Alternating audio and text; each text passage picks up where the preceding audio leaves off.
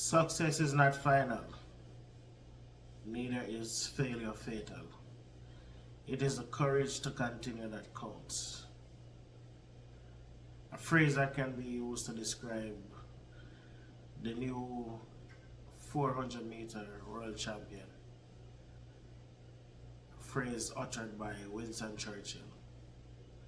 Welcome back, viewers and subscribers, to Wizards of Sports TV. I'm your host, Sports Greg, and I know it's been long overdue since the last video, or at least the last recorded video of myself. I've done a few football match clips, especially since Lionel Messi has joined Inter Miami, but we'll get into that a different time. Today I'd like to talk about one of the best performances of the World Championship so far, the semi-final and final run by Antonio Watson. But also take a quick look at his career leading up to, this crowning of him. Now, this World Championship, 400 meters World Champion, is Jamaica's first in 40 years. Let that sink in. 40 years since Bert Cameron. Now, I grew up reading about Bert Cameron in newspapers and sports magazines in Jamaica. So just to tell you, and I kind of have, a few years on me. So that should tell you how long ago this was. 1983, the last 400 meter champion. I think the closest we had on the world stage was Davian Clark. Got silver in the world indoors. Wasn't even outdoors. A lot of people don't even pay that much attention to the indoors. But on the outdoor stage, 4x4, silver medals, bronze medals here and there. But to be 400 meter world champion, and I mean, he beat the likes of Kieran James, Wade Van Niekerk, big names, past and present, in this event. He overcame them. Now, before we get to this stage of his career, he did have his ups and downs.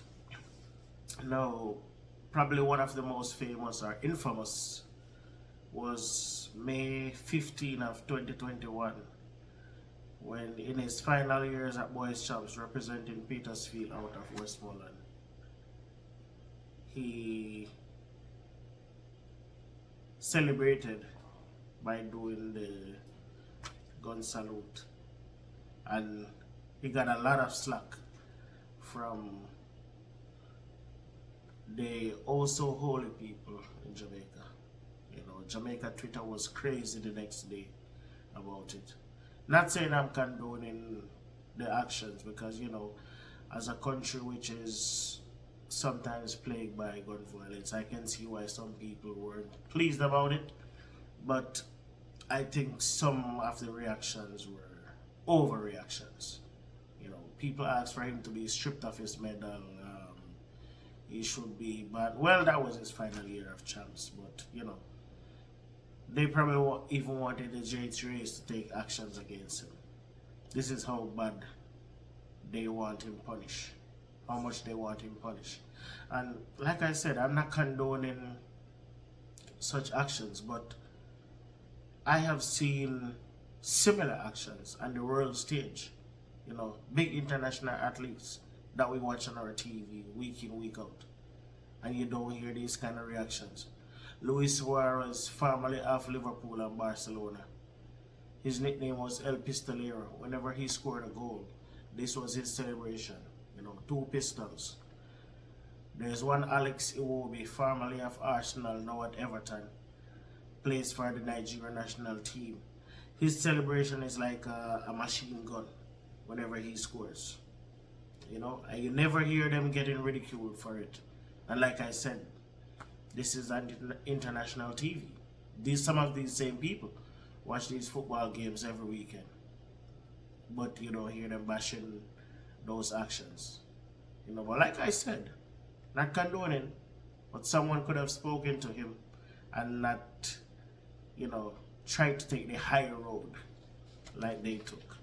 But anyways, so he had that run in 2021, but luckily for him, he ended up under the wings of Coach Mills, the famous coach who coached Usain Bolt, the leader of Racers track team. That's who has been his coach, his mentor, and he has given a lot of credit to John Mills for being like a father figure and, guiding him after this happened. But even before this as well, for those of us that pay attention to the World Youth Championships, as a 15-year-old, he was a 400-meter champion, boys under 18, in Nairobi, Kenya, 2017. He won the 400 meters. He then went back then to the following year in Argentina, in Buenos Aires, Argentina, and got a silver medal in the 200 meters. In 2018, he got a silver medal in Argentina. Now, some of you might be surprised that he's a 200 runner, but in the the race that he celebrated with the saluting, it was actually a 200 meter. He has run the 100, which he has a time of 10:21, the 200, which he has a time of 20:49, and the 400 hurdles, which he has a time of 55:27. So this is an athlete that is multi-talented, many events. So much so at the beginning of this season, 2023 season, he was leaning more towards the 200 meters. The 400 was second on his list. He was not planning on running the 400 this season. It was during the season that he switched to the 400. And he adapted very quick and ran his then PB at champs and national trials, and finished second, to Sean Bailey. So he decided to continue in the 400, and not even 2 months after, he's the world champion. This is an athlete that he has so much guts, so much more to offer. I remember on Tuesday when he ran the semifinals, a few people said to me that they think he ran too fast. He's not going to be able to replicate his performance in the finals. And my response was, it's very hot and humid in Budapest. A lot of athletes are not making it because of endurance and stamina. He's very young and has a lot of stamina, and I think he can replicate this performance in the finals, because most of those athletes he's going up against in the finals are older and they don't have the stamina that he has. And it was that stamina that brought him to the title, because he was trailing up to about 20 meters left, 25 meters left. He was still trailing the British runner, and that is what you call walk down. Walk down somebody and go take the title from them. So just want to say congrats to him, and there's lots to be excited about with this performance from him. We already knew about Oblique Seville and what he's capable of, and we were looking forward to seeing Oblique in the coming years. But Antonio Watson has given us even a more breath of fresh air, and to think that he can do this in other events. We don't want to get too greedy too fast and want him to be running multiple events, but if he can do it, sure, so be it, man. We need somebody to be challenging, especially in the 200 meters, because we haven't done so well at this meet in the 200 meters. Rashid Dwyer is in his 30s right now. and he was one of the, well, he didn't make it to the finals. Can't remember the guy's name that made it to the final, the one that was in the buggy accident. But yeah, Dwyer was one of our better runners going into the semifinals. But like I said, I think he's in his 30s right now, so I don't know how much longer he has left running on the international stage. So who knows? Probably Antonio might decide to. The season is almost over. Like what, 2 months left in the season, I think. So he might pick up the 200 next year again. And next year is an Olympic year, as a matter of fact. But yep, Mr. 9/11.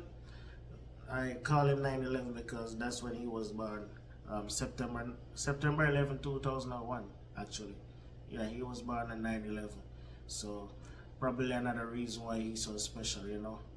Born on a tragic day for most of us in the world. But he is something special for Jamaicans home and abroad. So just wanna say, continue to wish him the best, man. Continue enjoying the rest of the World Championships. 3 days left to go. Hopefully we'll see more gold medals from Jamaica. Rumors have it that he is gonna be a part of the 4x1 team. We just have to wait and see. The relays begin on Friday as well. Well, today actually. So we might be seeing him, if not in the heats, probably in the finals. So take care. I will drop another video at the end of the championships, and this one is gonna be a bit more interesting. Alright, but until next time, take care, stay safe, peace.